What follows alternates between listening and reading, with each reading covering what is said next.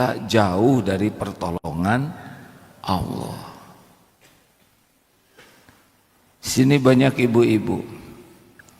Tidak mudah jadi seorang ibu, ya Bu.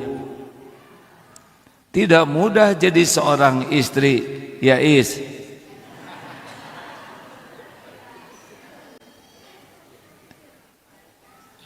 Mengurus anak tidak mudah. Tetapi kalau Allah menolong jadi mudah. Nabi Muhammad SAW hanya perlu 23 tahun saja dakwah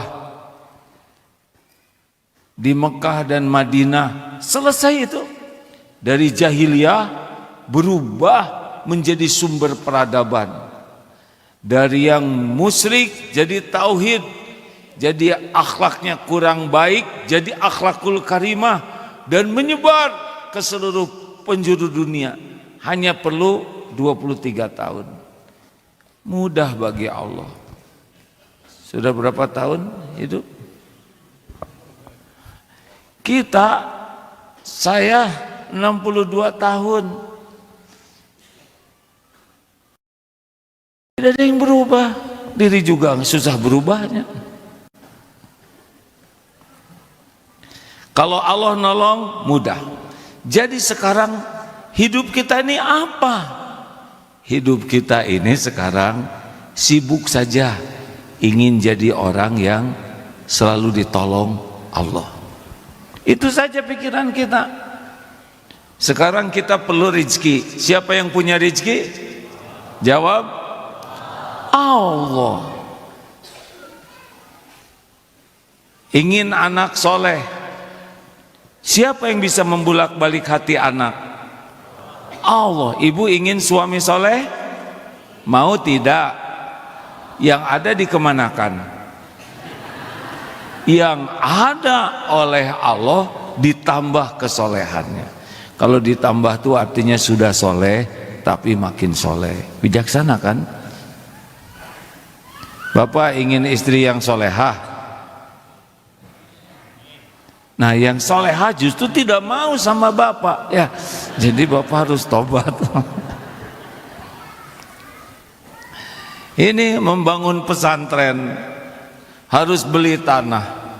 Sudah gitu harus membangun. Udah gitu mendatangkan santri ke sini. Harus menggaji ribuan karyawan di sini. Hanya Allah satu-satunya yang bisa melakukan itu. Tanah mau naik terus harganya, kalau Allah kasih kebeli. Tidak ada masalah harga tanah mau naik berapapun. Yang penting Allah ngasih, ketemu Pak. Membangun, Allah jadikan jadi. Santri kalau Allah gerakan daftar. Gaji karyawan, kalau Allah beri rezeki gajian. Semuanya milik Allah. Itu yang paling penting.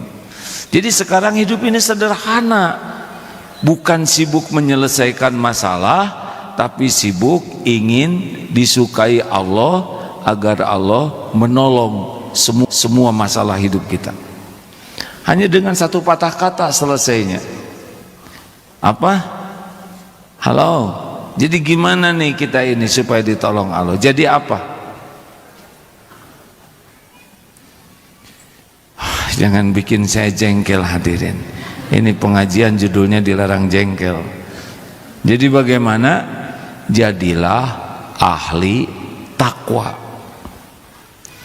Karena orang yang paling dicintai Allah, paling mulia di sisi Allah adalah inna akramakum indallahi atqakum. Al-Hujurat ayat 13. Benar. Sesungguhnya yang paling mulia di antaramu di sisi Allah adalah yang paling takwa. Kalau sudah bertakwa bagaimana? Tadi yang disampaikan Ustadz, salah satu di antaranya, wa may yattaqillaha yaj'al lahu makhrajan. Barang siapa yang bertakwa, baginya jalan keluar. Apa saja masalahnya, apapun masalah kita, masalah keluarga, masalah ekonomi, masalah kesehatan, masalah usaha, masalah hutang piutang, masalah anak-anak, masalah orang tua, apapun masalah yang kita jalanin, semuanya ada dalam pengetahuan Allah. Semua masalah kita ada dalam genggaman Allah. Semua masalah kita jadi mudah kalau Allah memudahkan. Jadi jangan takut oleh masalah. Besok akan ada masalah baru, Pak. Lusa terus saja sampai kita meninggal, nanti masalah terus. Tidak terduga oleh kita sekarang. Tapi tak apa-apa, ada Allah yang menyelesaikannya. Benar? Oh, katanya dunia ini akan resesi, sama saja bagi kita.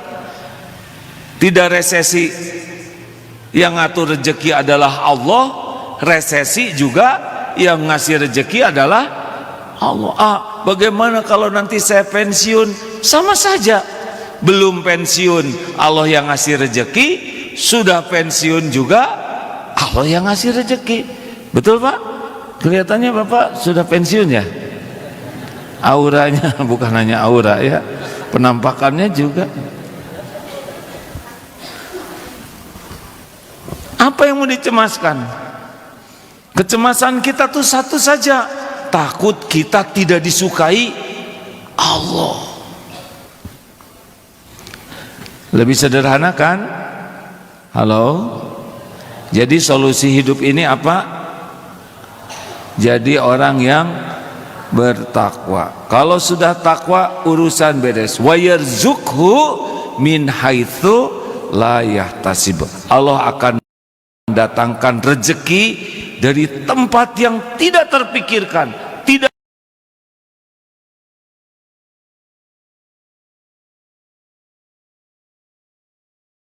terduga, tidak terbayangkan. Ada nanti. Seperti tadi pagi ada pertanyaan, saya ingin ngajak orang tua saya umroh, tapi tidak mungkin kalau lihat rezeki. Ya nggak usah pikirkan rezekinya, takwanya. Pertanyaannya, takwa itu apa? Sederhananya takwa itu kuncinya dua, iman dan amal soleh. Makin kuat iman, makin berkualitas amal soleh, makin takwa. Emang kalau orang banyaknya mikirin yang bertambah tuh uangnya, bertambah tabungannya, bertambah asetnya, bertambah kekayaannya. Padahal yang harus kita pikirkan adalah bertambah apa? Keyakinan kepada Allah. Makin yakin, makin enteng hidup ini. Kurang yakin, berat. Tidak yakin, nelangsa. Jadi yang harus kita pikirkan tiap waktu ini, saya harus jadi ahli takwa nih. Gimana caranya? Iman saya harus makin kuat, amal saya harus makin bagus. Ahsanu amalan. Jadi makin berkualitas amalnya. Tadi sholat subuh tidak? Alhamdulillah. Sholat semuanya? Sholat kecuali yang berhalangan. Ya. Pertanyaannya sebetulnya bukan sholat saja, tapi khusyukkah sholat kita? Nah itu pertanyaan. Karena bukan mengerjakan sholat. Yang disukai Allah adalah mendirikan sholat. Apa bedanya mengerjakan dengan mendirikan? Kalau mengerjakan ya seperti kita tadi, asal saja dilakukan. Tapi kalau mendirikan sholat, niatnya benar-benar ikhlas dan hadir hatinya dalam setiap bacaan dan gerakan sholatnya. Jadi sholat itu isinya tuh Allah di dalamnya. Kalau kita justru yang lain-lain. Nah Bapak Ibu, pertanyaan, kenapa kok iman susah menguat? Apa sih cirinya orang yang imannya bagus? Sudah tahu belum cirinya? Cirinya adalah akhlaknya pasti bagus. Contoh, innallaha la yakhfa alaihi syai'un fil ardi wala fis sama. Ali Imran ayat 5. Sesungguhnya tidak ada yang tersembunyi bagi Allah. Jadi sesungguhnya bagi Allah tidak ada yang tersembunyi di bumi maupun di langit. Coba satu ayat saja ini ya, Ali Imran ayat 5. Dan kita yakin, kalau kita yakin Allah menyaksikan kita terus, ada tidak tempat yang tersembunyi untuk berbuat maksiat? Jawab, gak ada. Yakin Allah menyaksikan terus, udah susah maksiat itu, susah aja. Kenapa kita berbuat maksiat? Karena belum yakin Allah melihat kita. Innallaha sami'un alim. Sesungguhnya Allah maha mendengar dan maha mengetahui. Kalau orang yakin setiap perkataan ini didengar Allah, ma yalfizu min qaulin illa ladaihi raqibun atid. Tiada satupun perkataan kecuali ada malaikat raqib dan atid mencatat. Allah maha mendengar, Allah perintahkan malaikat mencatat. Yakin saja dengan yang tadi, hakul yakin, ngobrolnya itu jadi hati-hati. In ahsantum ahsantum li anfusikum wa in asatum falaha. Jika kamu berbuat baik, kebaikan itu untuk dirimu sendiri. Jika kamu berbuat jelek, balik kepada kita. Surat Al-Isra ayat 7 barusan. Nah, sebetulnya bagus sekali kalau dicatat dan diingat ya. Tapi saya lihat ini daya ingatnya kuat semuanya. Jadi berbaik sangka saja ya.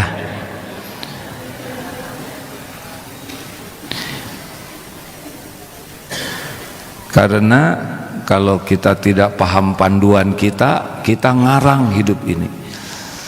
Jadi setiap kita berbuat baik, kembali kepada siapa kebaikan itu? Siapa yang paling beruntung kalau kita berbuat baik? Jawab, kita sendiri.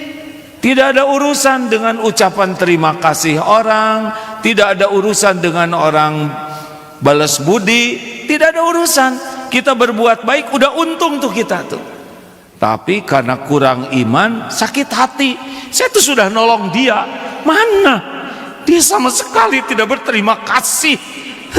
Pada saya ikhlas. Waduh, ngaco. Udah jelas tidak ikhlas. Saya tuh ikhlas loh. Orang ikhlas mah nggak ada sakit hati.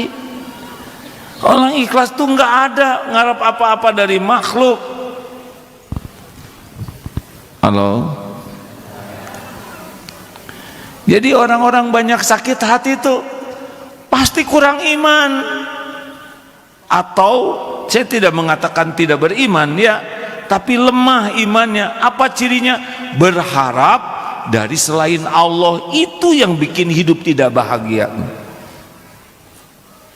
Ingin dinilai, ingin diakui, ingin dipuji, ingin dikagumi, ingin dicintai, ingin diberi, itu yang bikin hidup kita banyak sakit hati.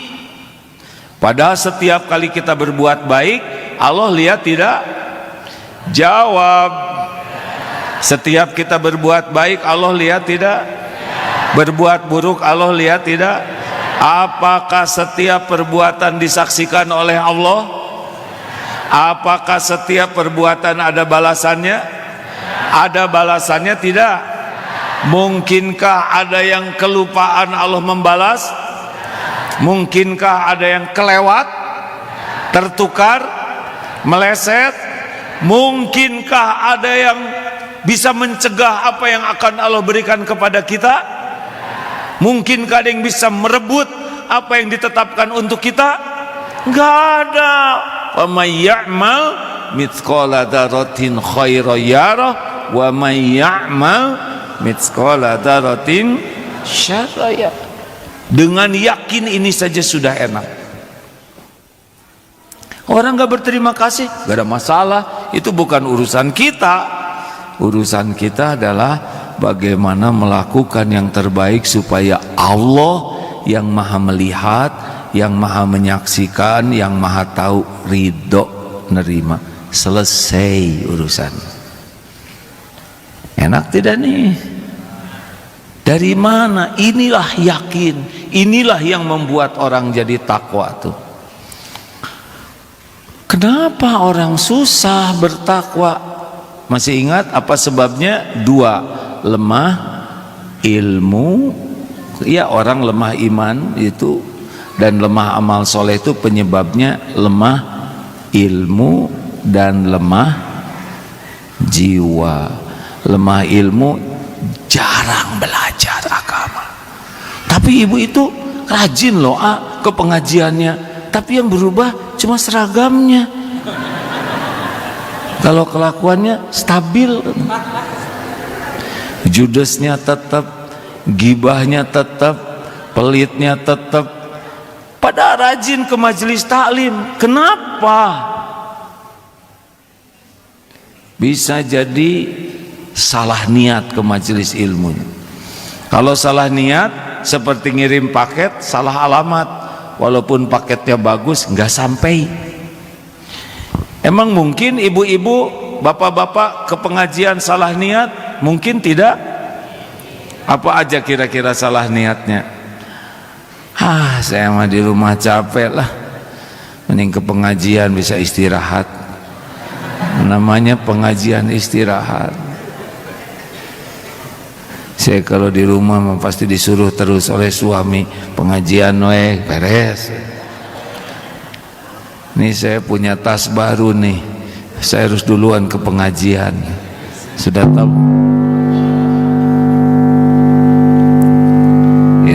Tenang.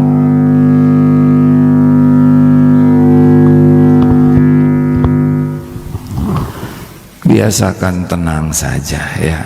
Mana ahlinya? Nah, kalau sudah ada sesuatu, yang penting itu oleh ahlinya, ya. Misalnya sakit, itu ada suntikan bekas, nggak boleh, harus oleh ahlinya, ya. Ini ceramah ini mudah-mudahan bisa dipahami dengan gamblang, supaya kita ngerti hidup ini harus bagaimana nih, supaya enggak ribet. Karena masalah bekal ada terus.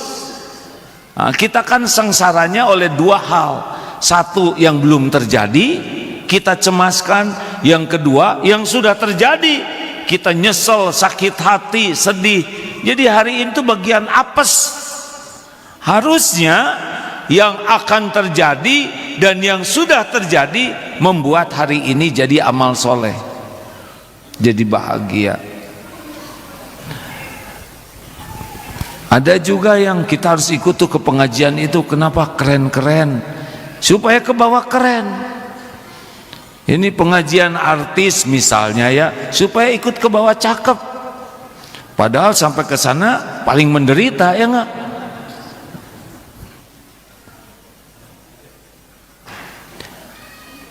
Ada juga yang belajar agama supaya dianggap pinter, dianggap soleh, dianggap paham, ingin disebut ustad, ustazah. Jadi ada yang belajar agama hanya untuk penilaian orang, ini juga tidak bisa mengamalkan. Jadi gimana belajar? Ya cuman satu saja, ya Allah, saya niat belajar agama agar Engkau ridho, Engkau yang memerintahkan belajar, saya belajar ya Allah. Minta ilmu ke Allah. Makin lurus niatnya, makin disukai Allah. Lihatnya ke saya saja hadirin, lihat sound system juga nggak ngerti ya kan, dan tidak menyelesaikan masalah, benar. Pertama nggak nyumbang buat beli sound systemnya. Oh, jangan nyindir, nggak nyindir, fakta ya. Jadi kalau ada apa-apa ya nggak usah hilang konsen dan nggak menyelesaikan masalah. Dipelototin oleh saudara juga tetap nggak ngerti ya kan. Hanya efeknya nggak kebagian ilmu. Lanjut. Apa yang kedua? Lemah jiwa. Artinya apa? Ilmu bisa jadi ada, tapi lemah, tidak bisa mengamalkannya. Bukan tidak bisa, tidak sungguh-sungguh. Dapat ilmu tahajud, dapat, tapi tetap tidak tahajud. Dapat ilmu sedekah, dapat, dengar, tapi tetap pelit. Dapat ilmu tentang jangan bergibah, dapat, tetap ngomongin orang. Kenapa? Lemah jiwanya. Dapat ilmu jangan marah-marah, jangan marah-marah kamu, sambil marah. Inilah yang harus kita perbaiki. Alhamdulillah Bapak Ibu datang jauh-jauh ke sini. Boleh minta tabelnya mana saja yang hadir? Wow, luar biasa hadirin. Minta ke sini. Ini yang tidak diduga-duga tuh begini ya. Alhamdulillah. Sing ikhlas ya datang ke sini. Apa cirinya ikhlas? Nggak rewel. Jauh banget ya. Nggak ikhlas. Pulang sana. Jalannya jelek. Ditol aja, nggak usah ke sini. Nyumbang ayo nggak aspal. Nikmati. Orang tidak ikhlas tuh rewel, ngomel, mengeluh, mencela, terus aja ngomongnya tuh yang nggak enak. Ada tadi di mobil yang begitu, biasanya nggak ngaku lagi hadirin. Mendingan pakai PPO aja, diem gitu ya. Yang puyeng-puyeng nggak banyak omong. Nikmati hadirin, karena bagi orang yang ikhlas, capek penggugur dosa, pegel penggugur dosa, betul? Apapun bagi kita kalau dinikmati dalam amal soleh jadi kebaikan. Nah, salah satu ini, karena saya judulnya ini tentang menahan amarah ya, diberi minta judul jangan emosi. Begini, di dalam surat apa adik-adik? Ciri orang takwa, makin takwa makin ditolong Allah. Itu rumus. Jadi kita harus cari ilmunya selain tentang Allah, juga tentang amalan yang diperintahkan Allah dan yang dilarang oleh Allah. Salah satu contohnya ya, Al-Baqarah ayat 3 ya. Alif lam mim dzalikal kitabu la raiba fi hudal lil muttaqin. Nah, petunjuk bagi orang yang bertakwa. Siapakah yang bertakwa? Alladzina yu'minuna bil ghaibi wa yuqimuna shalah wa mimma razaqnahum yunfikun. Nah, ciri orang takwa ini di surat Al-Baqarah ini adalah orang yang beriman kepada yang gaib. Allah Subhanahu wa taala gaib, qada dan qadar gaib, para malaikat, jin, itu banyak hal yang gaib. Termasuk besok gaib, nanti gaib, kita tidak tahu apa yang akan terjadi ya.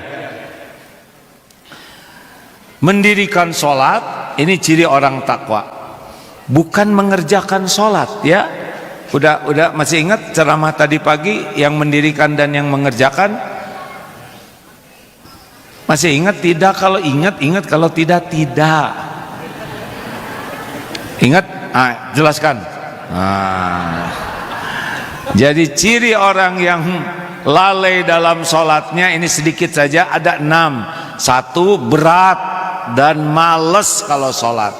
Ini fawailul lil musallin alladzina hum an sholatihim sahun. Orang yang celaka kalau dia sholat. 1, berat, males cirinya tuh. 2, ria, kalau sholat itu seneng orang lain tahu, dipamer-pamer. 3, suka melambat-lambatkan sholat, ditelat-telatkan, maunya akrab aja, duhur dengan asar, supaya sekali wudhu katanya. Padahal amalan yang paling dicintai Allah as-sholatu ala waktiha. Ada aja, ini masakan belum mateng, ini takut cucian belum kering, ini ngepel belum beres, ini rapat belum tuntas, ada aja. Ini ciri khas ya.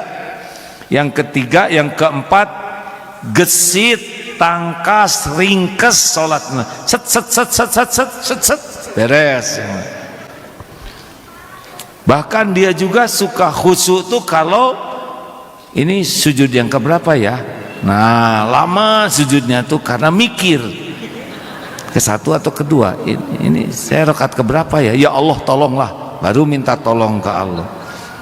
Tidak jarang ketika Fatihah juga dia bingung tuh. Amin. Udah belum ya Fatihahnya? Kayaknya udah deh. Udah agak lama. Udah. Allahu Akbar, beres. 4, cepat. 5, sedikit ingat Allahnya. Jadi sholat itu ngarang aja, ngelantur, mau jajan apa, pulang nanti apa, beli oleh-oleh apa. Jadi sholat duhur nanti itu adalah perencanaan.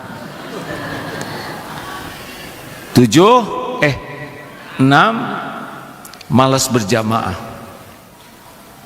berat sholat jamaah, maunya sendirian supaya ringkes.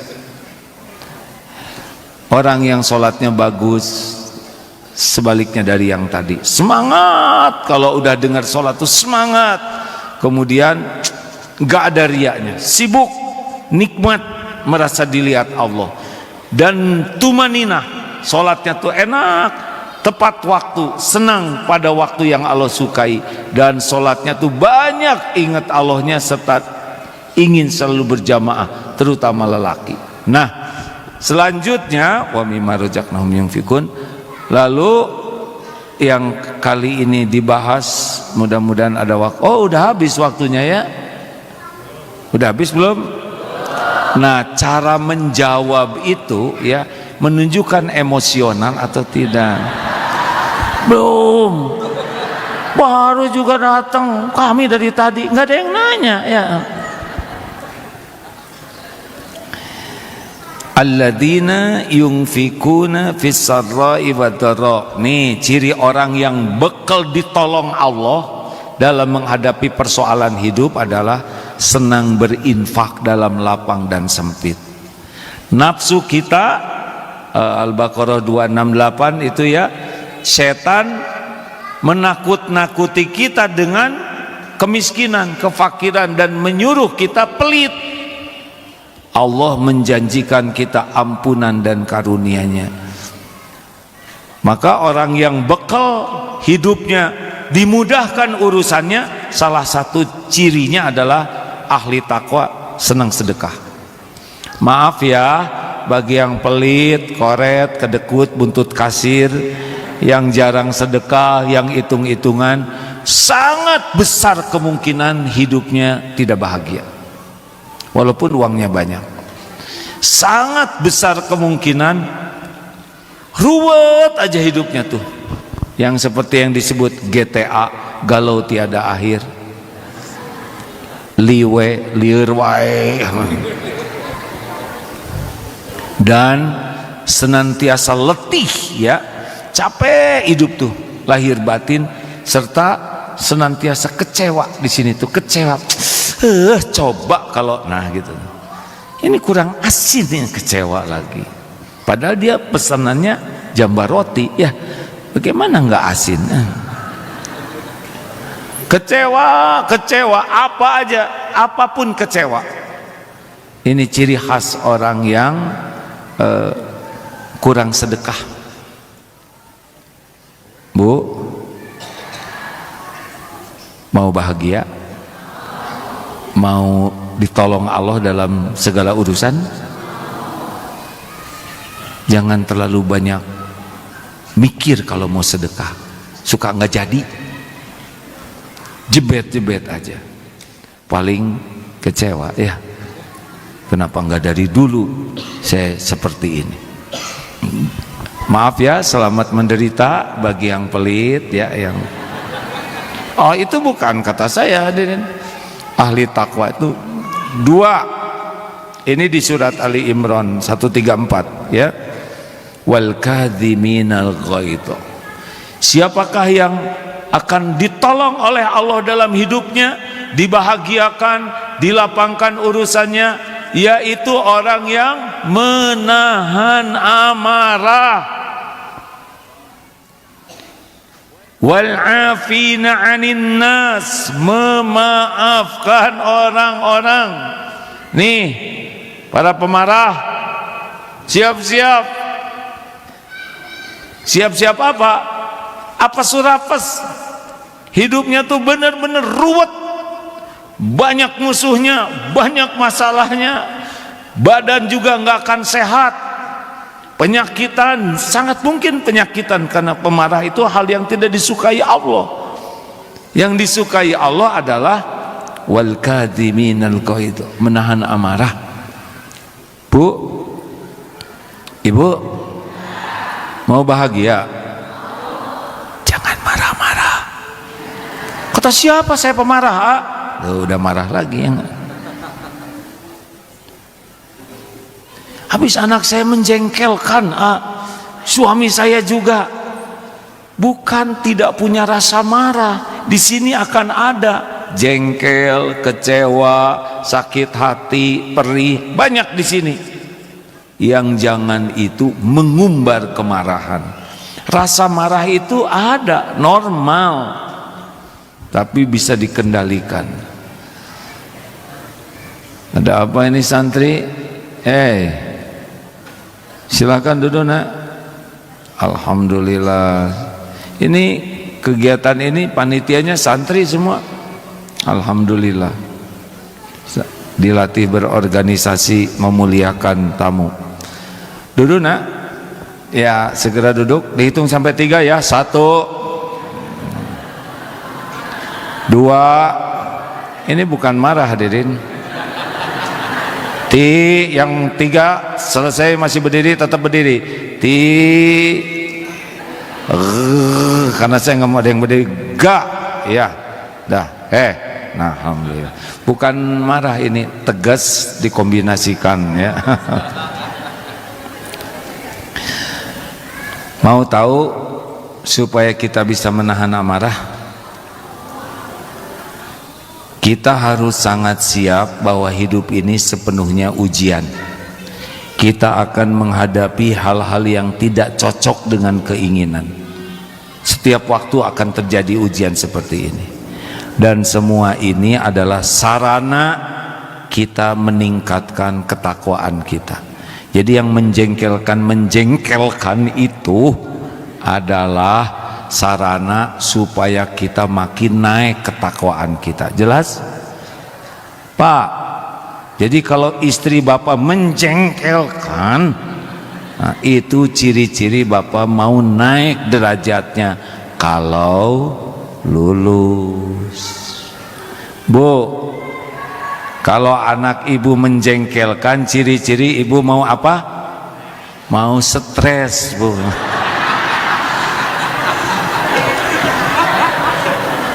Tapi naik derajat kalau lulus sama lu ya Allah. Jadi kita harus siap dari awal bahwa kita ini tidak akan selamanya cocok dengan keinginan kita. Benar? Tidak akan selamanya cocok. Bakal banyak kejadian yang tidak cocok dan tidak harus selalu marah. mikir semua. Ada yang ke masjid, dia datang duluan, ngapling sajadah. Giliran waktunya mules, dia keluar, udah jengkel, aduh, udah begitu ujian dari Allah. Pas mau masuk lagi susah, uring-uringan dari sana Pak. Aduh, pas dilihat sajadahnya dipakai orang. Disunul itu ibu-ibu yang di depannya. Mau apa? Enggak tiap hari ujian kayak gitu. Ini ujian dari Allah. Jadi kita harus siap ya, Bu, Pak, siap menghadapi yang cocok dan siap menghadapi yang tidak cocok. Harus selalu siap.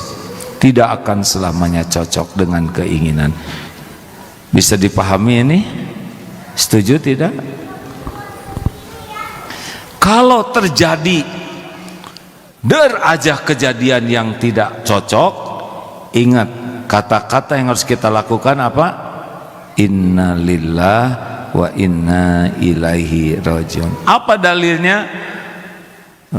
Wala nabluwannakum bisyai'in minal khaufi wal ju'i wa naqsin minal amwal wal anfus wath thamarat wa basyiris sabirin alladzina idza asabathum musibah qalu inna lillahi wa inna ilaihi rajiun. Ketika terjadi musibah, sesuatu yang tidak kita harapkan, inna lillahi, kami semua, sesungguhnya kami semua milik Allah dan sesungguhnya kami kembali kepada Allah.